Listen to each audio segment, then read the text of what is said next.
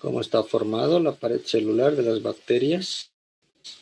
Doctor, hay bacterias gram positivas y gram negativas. Las gram positivas ¿Ya? están formadas por peptidoglucanos, ácido tericoico y proteínas. ¿Ya? ¿Qué tipo de morfología podemos encontrar en las bacterias?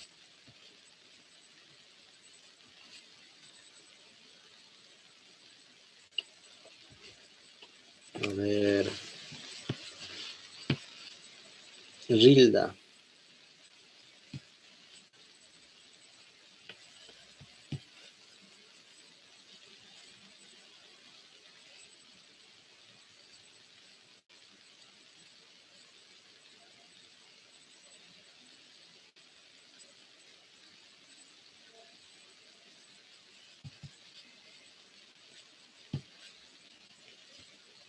Nada, Rilda.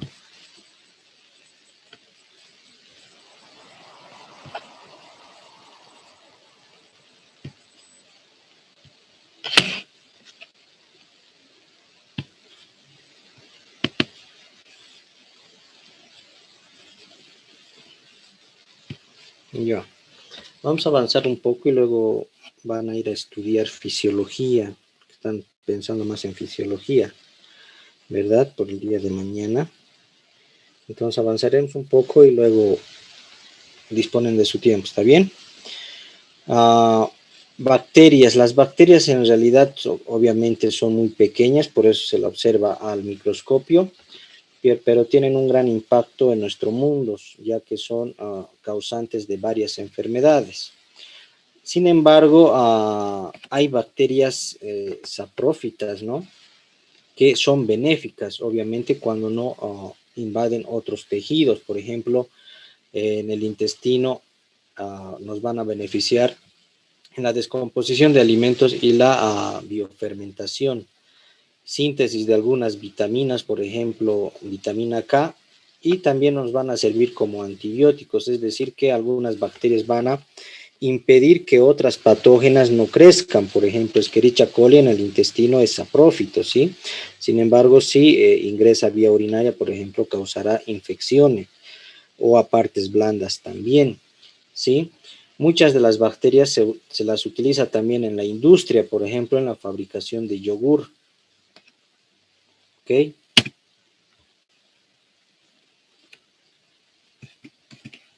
Ups,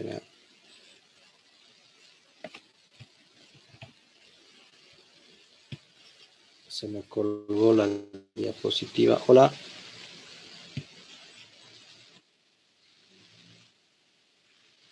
Ok, voy a compartir porque se me cortó la diapositiva.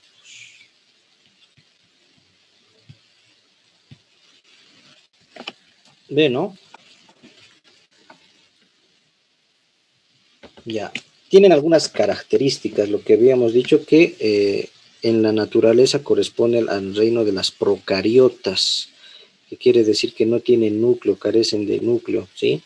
Núcleo falso, son microorganismos unicelulares, carecen de organelos rodeados por membranas y la pared celular está en gran porcentaje compuesto por peptidoglicano. En las gram positivas y en las negativas también hay peptidoglicano, pero también hay lípidos, ¿sí? El DNA de las bacterias está formado en forma circular, en forma de anillos llamados plásmidos, y los plásmidos son extracromosomales, no tienen cromosomas, están en el citoplasma. La multiplicación es a través de fisión binaria, es decir, se duplican y dan origen a otras células, ¿sí? Su reproducción es por fisión binaria, son asexuales y presentan algunas estructuras especializadas, al contrario de las eucariotas, están menos evolucionadas, presentan algunas pili, que también estos pili va a dar movimiento, pero también tienen una función de intercambio del material genético. Algunas presentan flagelos que les va a permitir movilidad, y algunas van a producir cápsulas o esporas que les va a dar protección de las noxas del medio ambiente. Algunas bacterias son autótrofas, es decir, que ellas mismas van a producir su propio alimento para el metabolismo de las múltiples funciones de la célula bacteriana. Otras van a necesitar la luz, son las fotosintéticas o fotófilas. Otras son heterótrofas, es decir, que van a absorber nutrientes externos a ellas, es decir, del medio ambiente. Y en el hábito, obviamente, las bacterias pueden estar en el suelo, en el aire, en el agua, y también pueden sobrevivir otras en temperaturas extremas o condiciones anormalmente extremas, por ejemplo, las termófilas, ¿sí? Que pueden vivir de 60 grados centígrados para arriba. En cuanto a la morfología, son varias formas, ¿no? Tenemos, y de diferente tamaño también, van desde el 0.2 micras a 3 o 4 micras. Los micoplasmas son mucho más pequeños y carecen de pared celular bacteriana. En cuanto a las formas, las bacterias tienen distintas formas, algunas son en formas de cocos o racimos, otros en forma de bacilos o bastones, son los llamados bacilos, otros en forma de espiral, ¿sí? Son las espiroquetas o espirales, otras pueden ser de morfología pleomórfica o filamentosa. Aquí, por ejemplo, de importancia médica tenemos los cocos, que pueden ser un solo coco o también estar agrupados en pares, son los diplococos, ¿sí? O también pueden ser diplococos encapsulados, como por ejemplo el neumococo, o en racimos, por ejemplo, en racimo de uvas, que tienen la característica de los estafilococos. Sí, los estreptococos también en forma de cadenas, estreptococos, sarcinas, las sarcinas son 4 o tétradas, ¿sí? Y también las tétradas, ¿sí? Que son un tipo de sarcina. También pueden ser en forma de bacilos, cocobacilos, formas diversas, estreptobacilos, en función de la morfología observada en el cultivo bacteriano. Y otras formas, por ejemplo, Vibrio, Corynebacterium, el Helicobacter pylori, por ejemplo, que causa las gastritis, tienen formas de hélices, ¿sí? En cuanto a los cocos, por ejemplo, en el primer plano, si vemos dos cocos juntos, son llamados diplococos, y si hay más y están en conjuntos y forman entre 4 a 20 cocos, son los llamados estreptococos. En un segundo plano son los micrococos, y en un tercer plano, por ejemplo, las sarcinas, que también forman tétradas, ¿sí? Pares de 4.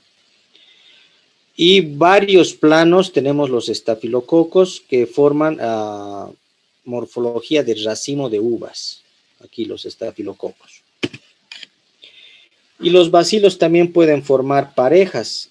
Son los diplobacilos o cadenas, los estreptobacilos, por ejemplo, Bacillus anthracis, el género bacilos.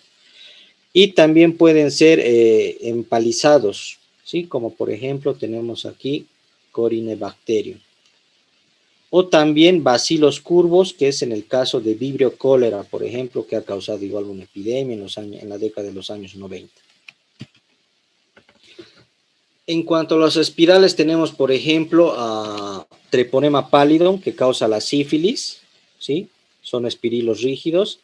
O leptospiras, que son flexibles, son espiroquetas igual, en forma de espiral. Aquí, por ejemplo, que la leptospira causa una enfermedad transmitida por las pulgas de las ratas, ¿no? O de los ratones, la leptospirosis. Entonces, son ejemplos de según la morfología. Aquí tenemos un resumen de algunas especies, por ejemplo, cocos, estreptococos en forma de 4 a 20 cadenas, estafilococos en forma de racimo de uvas, y si la morfología es diploide, diplococos, o si forman en tétradas, son llamadas cocos tétrados o sarcinas, como ven acá. Igualmente los bacilos, en forma de bastón. Si son 2 bastones serán diplobacilos, streptobacilos, etc. Y finalmente las espiroquetas. Hasta aquí, ¿dudas? ¿Preguntas?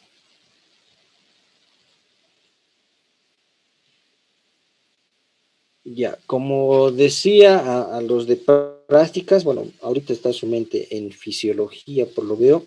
Es importante esta morfología porque, como ustedes saben, hemos visto en las prácticas, tanto en las tinciones Gram, que las dividen gram positivas y gram negativas al mundo bacteriano, es importante en el conocimiento de los antibióticos, porque ahí vamos a aprender qué tipo de antibiótico, por ejemplo, va a atacar o nos va a cubrir, por ejemplo, a estafilococos, ¿no? Que son gram positivos o gram positivos en este caso, o si son gram negativos, o si son bacilos gram negativos, si son bacilos gram positivos.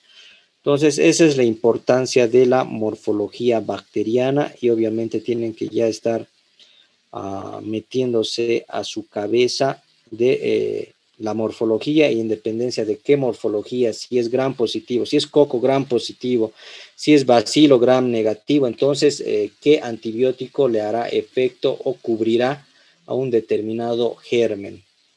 Bien, vamos a quedar aquí y nos vemos la próxima semana, ya que Ana me pidió tolerancia por su examen que es a las 12. ¿Está bien? Listo, nos vemos y luego estudien, por favor. Hasta luego. Gracias, doctor. Hasta luego. Hasta luego. Hasta luego.